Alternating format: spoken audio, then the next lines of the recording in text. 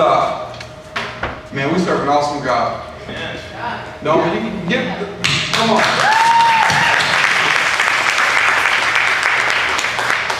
I'm happy that I get to serve an awesome God.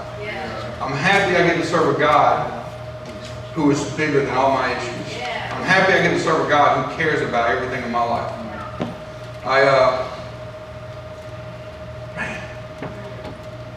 I'm happy I get to serve a God who loves us so much that He's willing to pour His talents out on us.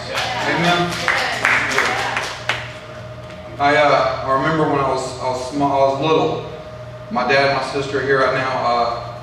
When we would get ready to go to bed, my dad had the 23rd Psalm, do you remember this, Crystal? Magnetized on our fans. I think I'm echoing really bad. On our fans. And when we'd get ready to go to bed, my dad would stand kind of in the corner, mine and my sister. My sister's room was here, mine was here. My dad would stand here, and he would make us, well, he didn't make us, but he would have us say the 23rd Psalm before we go to bed every night. You remember that, Daddy?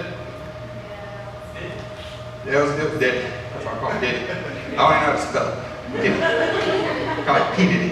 Call it Daddy. So after we say the 23rd, I'm just going to talk real loud. Can y'all hear me? I'm doing a holler. All right. So after we would say that prayer, my mom and dad tell us good night, love me. That was my time to kind of do my personal prayer.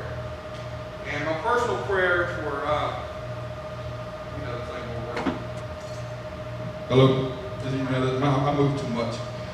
So that was time for my personal prayer. And my personal prayers were very straightforward to God. I hadn't really learned how to pray in a relationship yet. So my prayers were very straightforward. I'm going to tell you what my prayer consists of. I'm not lying. I'm not making this up. I'm not fabricating this. I'm not adding stuff as a shock factor. My prayers were very real. And my prayers were this. Jesus, I love you. Jesus, I just ask for protection tonight over my mom, my dad, and my sister. God, please don't let this house catch fire. Please don't let my mom die, my dad die, my sister die, my dogs die. God, protect us from a flood. Protect us from a bombing. Protect us from a drive-by shooting.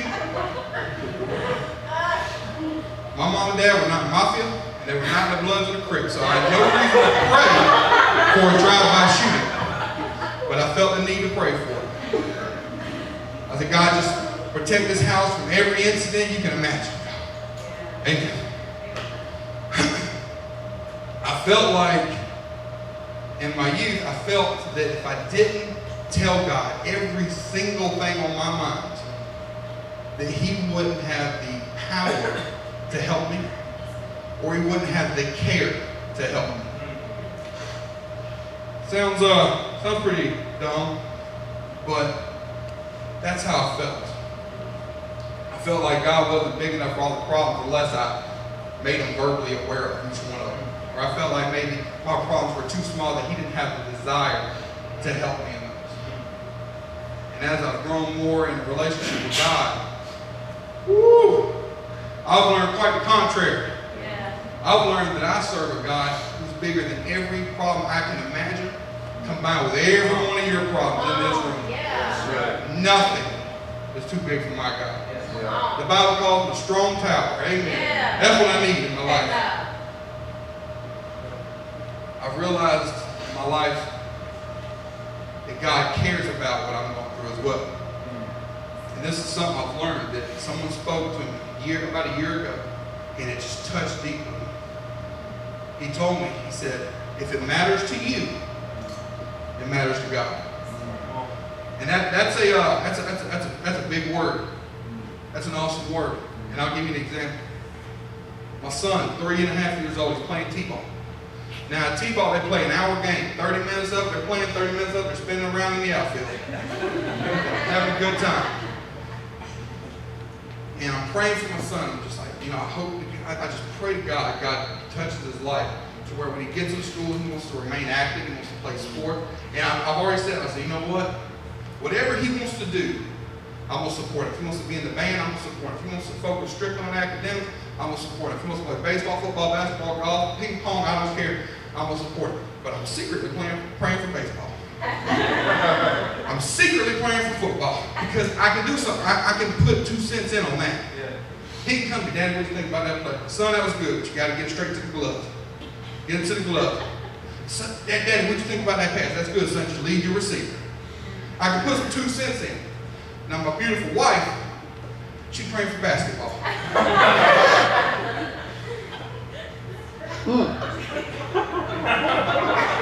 That's what I know about basketball. I know the ball goes in the hoops, and I know you can't punch. That's about the limitation. I don't know how many feet you can take with that before double dribble or traveling or whatever you call it. I can't put much 2 cents in on it. But my commitment to my son is this. If he wants to play basketball, golf, whatever it is, I'm going to do my best to learn about it. I'm going to do my best to be able to practice with it. Because if it matters to him, it's going to matter to me. Amen? That's good.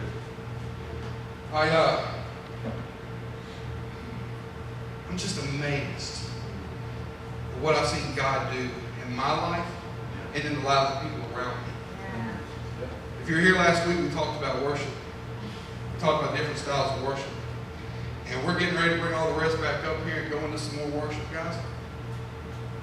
It does not matter what the person beside you thinks. It does not matter what the person beside you is doing. This is your time to worship Jesus through something. Amen? Very good. Can I get you guys to hold back up? Stop letting society, the world, the enemy determine what your image of Jesus is. Come on.